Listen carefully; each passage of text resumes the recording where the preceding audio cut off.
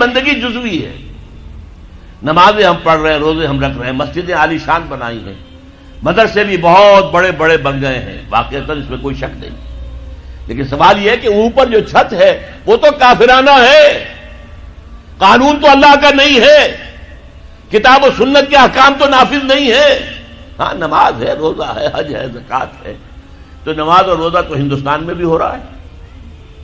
وہ تو چند ایک مسجدیں ہیں جنہیں وہ تاریخی اعتبار سے کہتے ہیں کہ یہ ہمارے مندر ہوتے تھے جنہیں مسجد بنایا گیا، ورنہ وہاں پر ہزاروں لاکھوں مسجدیں ہیں، آباد ہیں، لوگ نمازیں پڑھتے ہیں، کوئی روکتا ہے انہیں؟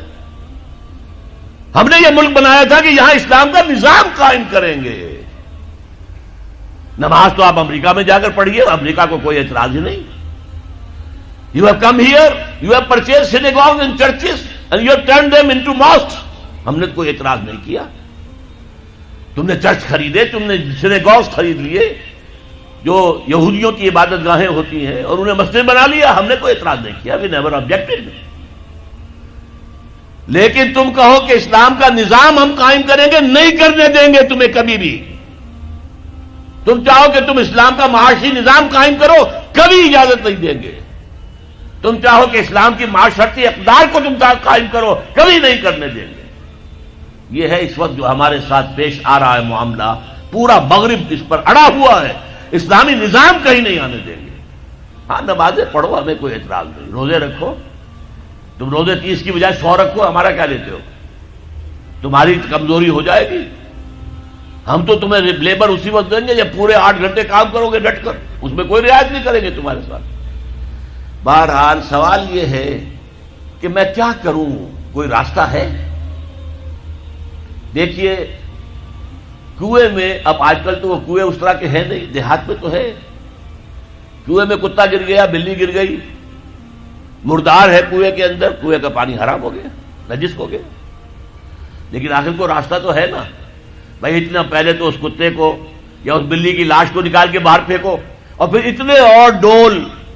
اتنے ڈول اور نکال کر باہر پھینک دو، پھر وہ پانی صاف ہے. اس کا کیا نام ہے؟ کفارہ. اسی طرح رمضان کا روزہ تھا، آپ سے صبر نہیں کیا گیا، اپنی بیوی سے ہم بستری کر بیٹھے دوپہر کے وقت، روزہ ٹوٹ گیا.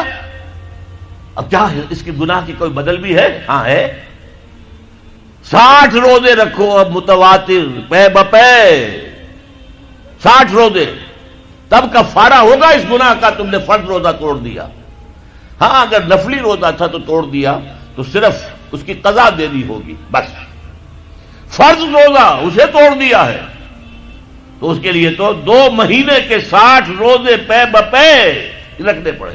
تو اب ہم جو کفر کے تحت زندگی گزار رہے ہیں، اور اس اعتبار سے اللہ کی نگاہ میں ہم کافر ہیں. لیکن سوال یہ ہے کہ جائیں تو کہاں جائیں، کریں تو کیا کریں؟ نظام کفر کا ہے. قرآن کہتا ہے وَمَن لَّمْ يَحْكُم بِمَا أَنزَلَ اللَّهُ فَأُولَٰئِكَ هُمُ الْكَافِرُونَ. جو لوگ قرآن کی، اللہ کی اتاری ہوئی شریعت کے مطابق فیصلے نہیں کرتے، وہی تو کافر ہے. کافر کسے کہتے ہیں؟ اقبال نے کہا نا، بتوں سے تجھ کو امید ہے، خدا سے نو امیدی، مجھے بتا تو صحیح اور کافری کیا ہے؟ تمہاری ساری امیدیں امریکہ کے ساتھ وابستہ ہیں. وہ مسئلہ طے کرا دے، وہ یہ کرا دے، وہ کرا دے، وہ معاملہ ہمارا. وہی تو سب سے بڑا چور وہی ہے، سب سے بڑا ڈاکو وہی ہے، سب سے بڑا اسلام کا مخالف وہی ہے، اور اسی کے پاس ہم جاتے ہیں. قرآن کا فتویٰ تو یہ کہ تم کافر ہو. ہاں انفرادی طور پر تم مسلمان ہو، اجتماعی طور پر قومی سطح پر تم کافر ہو. وَمَن لَّمْ يَحْكُم بِمَا أَنزَلَ اللَّهُ فَأُولَٰئِكَ هُمُ الْكَافِرُونَ. یہ 7واں رکوع ہے سورہ مائدہ کا. اور پھر فرمایا وَمَن لَّمْ يَحْكُم بِمَا أَنزَلَ اللَّهُ فَأُولَٰئِكَ هُمُ الظَّالِمُونَ. جو اللہ کے اتارے ہوئے قانون کے مطابق فیصلے نہیں کرتے وہی تو مشرک ہیں. اللہ کے حکم کو چھوڑ کے کسی اور کے حکم پر فیصلہ کر رہے ہو، اس سے بڑا شرک کیا ہوگا؟ اور تیسری مرتبہ فرمایا وَمَن لَّمْ يَحْكُم بِمَا أَنزَلَ اللَّهُ فَأُولَٰئِكَ هُمُ الْفَاسِقُونَ. وہی تو فاسق ہیں، فاجر ہیں، وہی تو سرکش ہیں، وہی تو باغی ہیں، وہی تو غدار ہیں اللہ کے، جو اللہ کی شریعت کے مطابق فیصلے نہیں کرتے. اب ان 3 آیتوں کی روح سے سمجھ لیجئے ہم کہاں کھڑے ہیں، کیا کر رہے ہیں. دیکھیے میں آپ کو ایک مثال دیتا ہوں. ہماری آبادی کا میں سمجھتا ہوں اکثریت تو وہ ہے جو نماز روزے کے لیے پابند نہیں ہے. ان چیزوں کا چرچا شہروں میں زیادہ، دیہات میں بہت کم رہ گیا، بہت کم، بہت کم. اور ہماری 70% آبادی دیہات کے اندر ہے. اچھا، جو نمازیں پڑھتے روزے رکھتے ہیں، خاص طور پر شہروں کے کاروباری لوگ، وہ بلیک مارکیٹنگ بھی کرتے ہیں، وہ حسابات بھی غلط دیتے ہیں، جھوٹ بولتے ہیں، جھوٹ یا حلف اٹھاتے ہیں کہ یہ حساب ہم حلفیہ میں کہہ رہا ہوں یہ حساب صحیح ہے، جبکہ حساب غلط ہے. سودی کاروبار کرتے ہیں، اپنے کاروبار کو بڑھانے کے لیے سود کا قرضہ لیا ہے، سودی قرضہ لیا بینک سے، اپنی بلڈنگ بنانے کے لیے بہت بڑی قرضہ لیا ہے بینک سے. تو ان کی عبادت کیا ہوئی؟ وہ اس آیت کے ذیل میں آ گئے کہ نہیں؟ افتؤمنون ببعض الکتاب وتکفرون ببعض فما جزاء من يفعل ذلك منكم الا خزي في الحياة الدنيا ويوم القيامة يردون الى اشد العذاب وما الله بغافل عما تعملون. لیکن میں ان کو بھی چھوڑتا ہوں.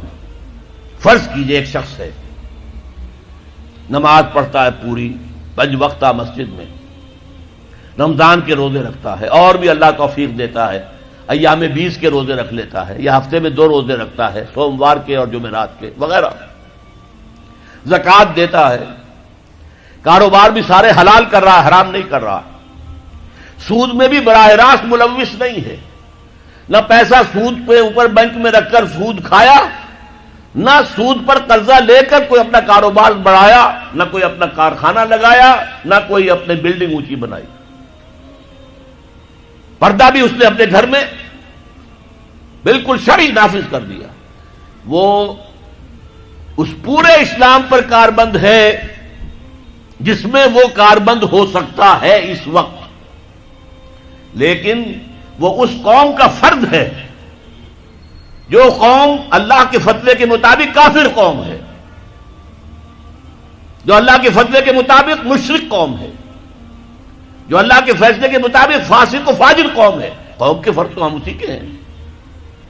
چور کا ہاتھ تو نہیں کاٹا جا رہا، ڈاکوؤں کو وہ سزا تو نہیں جا رہی سورہ مائدہ میں جو آئی ہے، ان کے ہاتھ اور پاؤں مقابل سم سے کاٹ دیے جائیں، یا یہ کہ انہیں ملک سے باہر دفع کر دیا جائے، قتلوا تقتیلا، ان کے ٹکڑے کر دیے جائیں.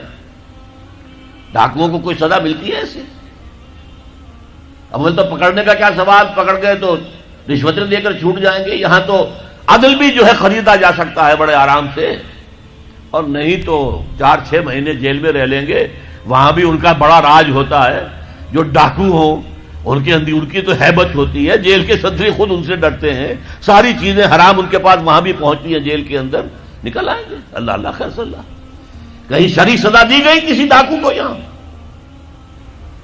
ابھی تو یہ بڑی بحثیں چل رہی ہیں. حدود قوانین جو بنائے گئے تھے وہ بڑی جلدی میں بنائے گئے تھے، کچھ خلا اس میں رہ گئے ہیں، لیکن اصل میں جو لوگ شور مچا رہے ہیں وہ ہیں جو کہتے ہیں کہ یہ اسلامی سزائیں وحشیانہ ہیں.